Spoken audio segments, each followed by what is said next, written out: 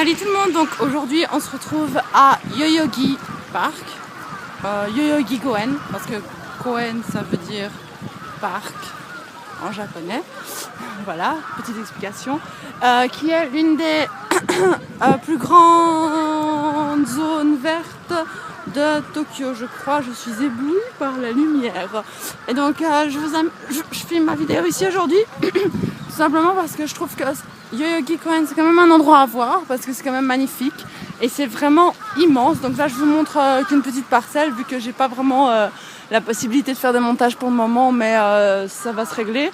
Je reviendrai à Yoyogi pour vous montrer la saison des cerisiers parce qu'en fait tout ce que vous voyez ici là ce sont des cerisiers avec des corbeaux dans les arbres évidemment.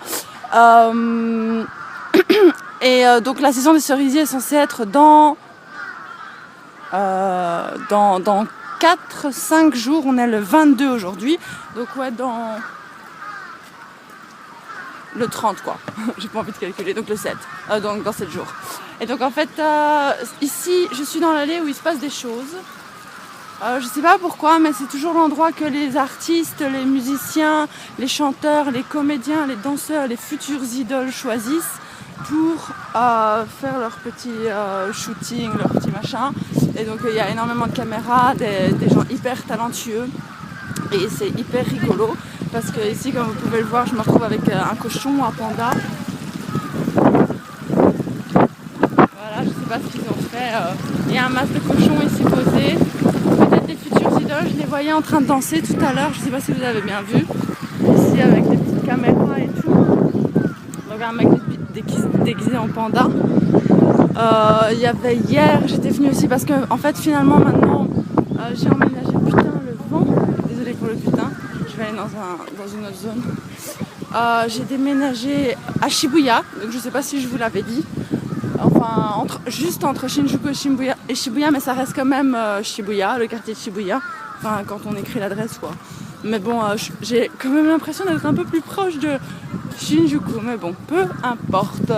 Et donc ouais, là on peut voir, je sais pas si vous arrivez à voir d'ici, mais on peut déjà voir les petites fleurs de cerisier qui naissent.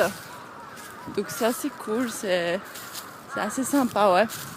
Et donc donc là on voit encore des gens avec des caméras qui je sais pas, je sais pas quel projet. Il y a aussi la télévision, donc NHK, pour ceux qui connaissent pas, c'est la chaîne nationale japonaise.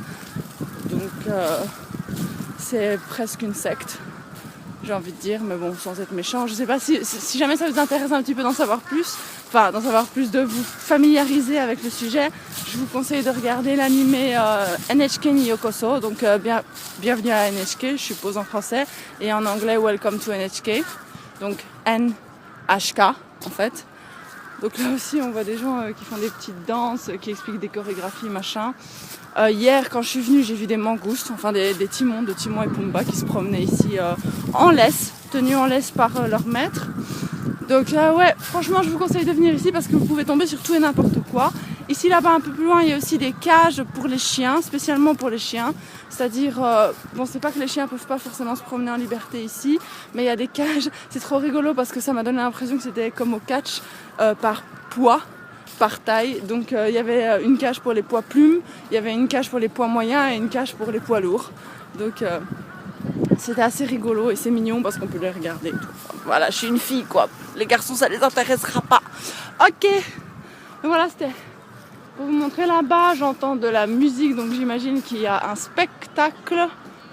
Ah non, je vois des gens qui jouent du tambour. Enfin non, c'est pas du tambour, je sais pas comment ça s'appelle. Je sais pas si vous entendez.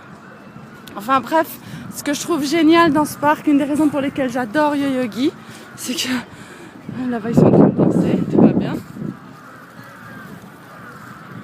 Donc j'imagine qu'ils ont envie de devenir, je sais pas, des futurs idoles ou des trucs comme ça. Donc ce que je disais, c'est que ce que je trouve génial dans le parc, c'est justement tout le monde s'en fout, ils viennent juste pour kiffer leur truc. Ils font ce qu'ils aiment et bon, même si les gens rigolent, les gens s'arrêtent pour regarder et tout, il n'y a pas vraiment de on te juge, ce que tu fais c'est nul, machin, on va jamais te dire ça ici. Donc ça c'est un des aspects que j'aime énormément dans ce parc, c'est que tout le monde vient comme il est, comme au McDonald's, sauf qu'on ne devient pas gros.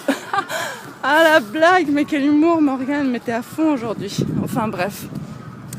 Voilà, donc j'espère que cette petite vidéo informative, bon là on n'est pas sur les cerisiers mais vous aura plu.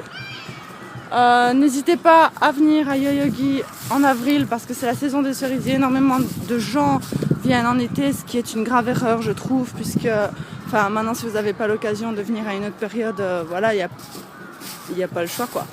Mais la saison des cerisiers c'est qu'en avril, mars-avril, avril-mai, ça dépend. Et ouais, on voit pas grand chose en fait du Japon enfin par rapport à tout ce qu'il y a quoi. On voit que la face... On voit pas la face. J'essaie de faire des métaphores ici, ça marche juste pas. Bref, je vais m'arrêter là parce que je suis perturbée par tous les bruits, toutes les activités qu'il y a autour de moi. Et donc j'espère que cette vidéo vous aura plu. J'espère que vous aurez l'occasion de venir en avril parce que c'est extraordinaire. Et j'ai trop hâte d'être le 30, le 31 pour avoir les petits cerisiers. Bisous!